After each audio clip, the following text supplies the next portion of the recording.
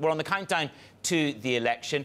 A formidable lady, it would be the understatement, I suppose. And the title of your book is Chancellor Merkel, is Madam Merkel.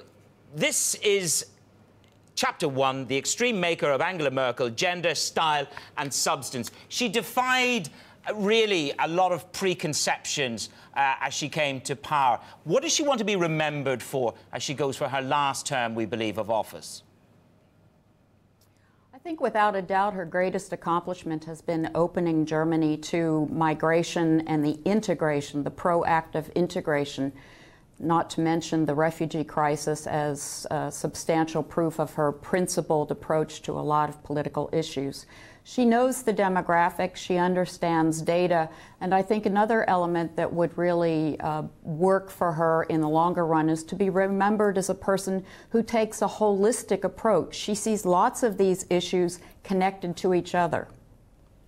And you talk of good morning, Joyce, you talk of the Merkel method, both domestically and internationally. What is that, and can others copy it? Well, I doubt that they'll be able to copy it because she comes to this job with a very unique kind of socialization. Her transition from east to west makes her oppose rigid ideological statements.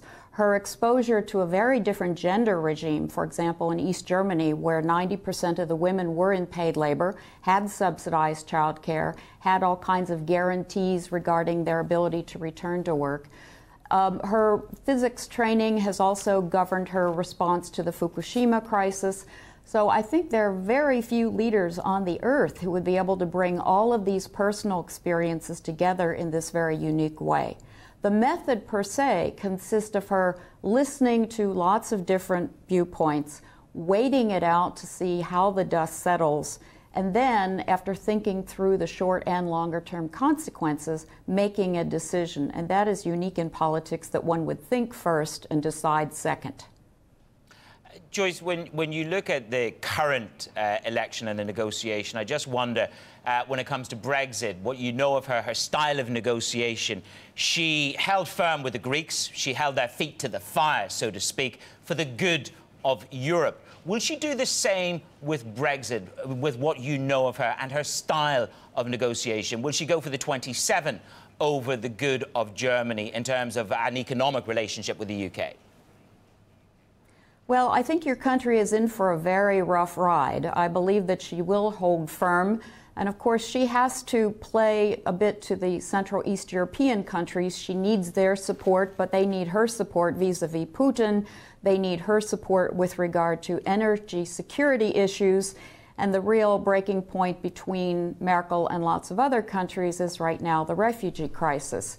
But I think that she's going to be able to get a lot of common support. The 27 ultimately will hold tight because they understand a potential domino effect if they don't. What's your understanding of the relationship between Schulz and Merkel at the moment, and to what extent the SPD will want to prop up the CSU, CDU in a grand coalition once again? From what you understand about Angela Merkel, how likely is that to be replicated? Well, I don't know very much about Martin Schulz, frankly, because he's been a European politician rather than a national politician for the last 20, 25 years. I don't think that she has a lot of respect for him, but of course this is not based on any personal knowledge of their relationship. I do think, however, that she feels comfortable enough with the Grand Coalition, having been through this process twice. She has strong working relationships. She can rely on the Greens for support regarding the nuclear energy issue. But I think Merkel would find it very uncomfortable to be in a coalition again with the FDP. Joyce, we talk a lot about her strengths, but very, very briefly, everybody has their foible, don't they? What is her one weakness that perhaps you've identified briefly? Well, this is very difficult because I really admire her at many levels, although I call myself a feminist and I consider myself more of a leftist.